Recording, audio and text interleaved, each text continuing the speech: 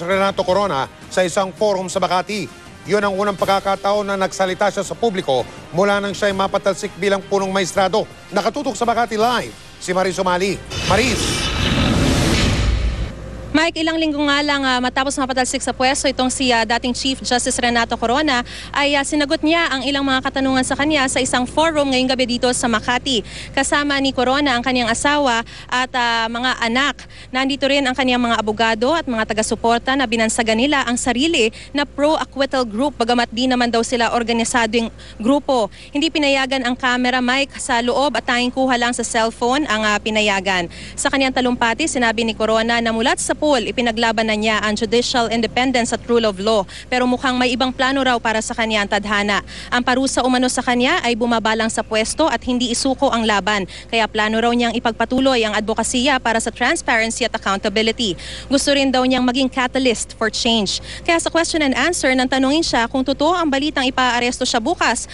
Sagot lang niya, handa siya rito. Di na raw siya nagugulat lalo't mukhang sa simula pa lang ay nais na siya umanong i-persecute at mapakulong.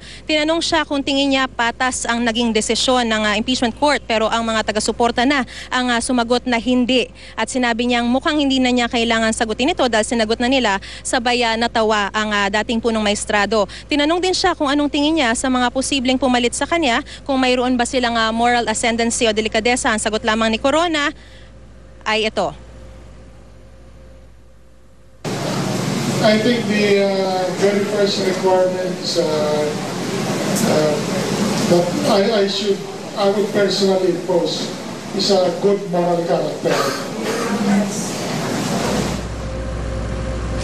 Mike, hanggang sa kasalukuyan ay tuloy-tuloy pa rin ang forum at pagkatapos naman ito ay magkakaroon ng Thanksgiving Mass para kay Corona. Mike? Maraming salamat, Maris Umali. Noong Nobyembre pa raw nagkaroon ng 20 sentimong bawas singil sa text, pero hanggang ngayon, hindi pa rin daw yan ipinatutupad. Kaya si Joey De Venecia, pinamamadali na yan. Personal na nagsumiti si De Venecia ng panawagan sa korte. At yan ay para sa tinatawag na writ of preliminary injunction na inihain niya kontra sa mga kumpanyang Globe Telecom, Smart Communications, Digitel, pati na ang National Telecommunications Commission o NTC.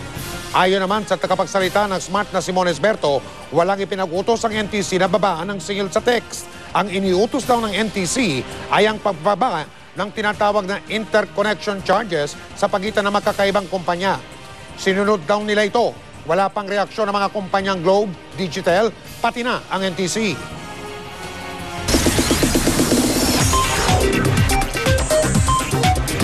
Chika Minute!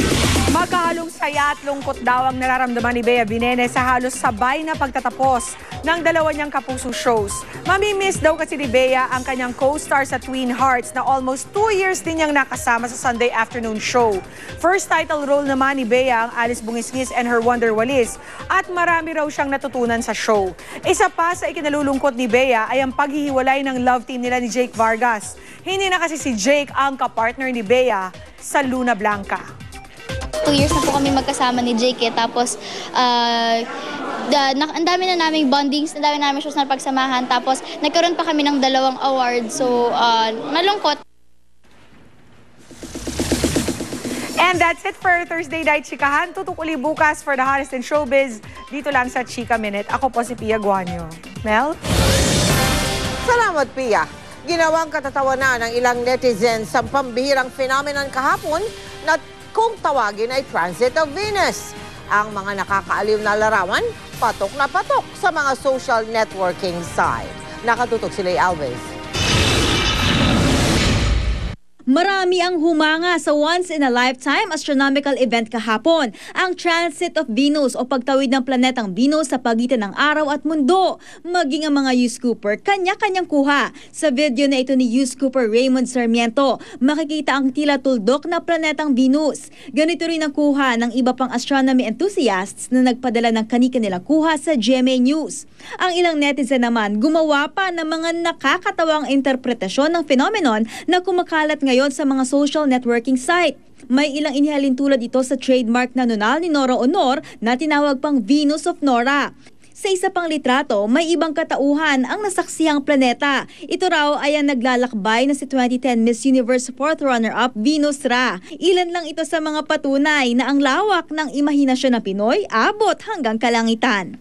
Lay Alves, Nakatutok, 24 Oras. Samantala, umani ng iba't ibang reaksyon ng patalastas o advertising ng isang tatak ng damit clothing line na patungkol sa lahing Pilipino.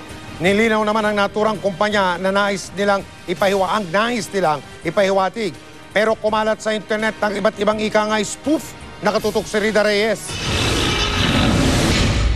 Ito ang bagong advertising campaign ng Bayo na What's Your Mix? Inihahayag sa harap ng mga modelo ang kanilang lahi. May 50% Australian, 50% Pinoy, 40% British at 60% Pinoy at 30% Indian at 70% Pinoy. Nakasaad din sa ad campaign na anumang nationality kapag inihalo sa dugong Pinoy ay magreresulta sa isang taong maganda at world class. Mabilis na naging usap-usapan sa internet ang kampanya. Ang ilan, pinulaan ito dahil raw kontra ito sa pagiging purong Pinoy. Meron namang hindi raw maintindihan kung ano ang punto ng patalastas.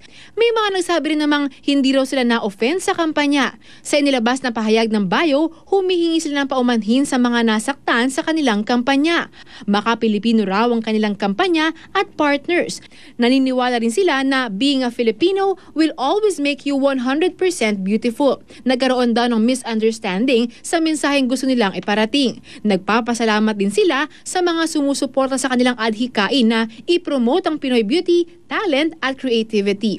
Pero ang usap-usapang fashion campaign ngayon, di rin pinalagpas ng malilikhaing isip. Nagsikalat ang mga spoof sa cyberspace katulad ng sa theater actor na si Bernardo Bernardo na 50% Bernardo at 50% Bernardo.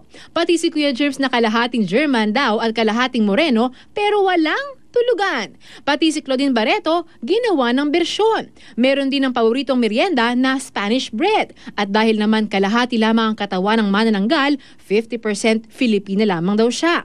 Rida Reyes, Nakatutok, 24 Oras.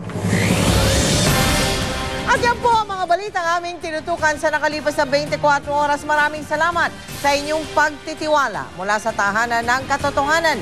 Ako po si Mel Tiangco. Ako po si Mike Enriquez. Ito ang GMA. Walang kinikilingan, walang pinoprotektahan. Walang kasinungalingan, serbisyong totoo lamang. At dahil hindi natutulog ang balita, Nakatutok kami 24 oras.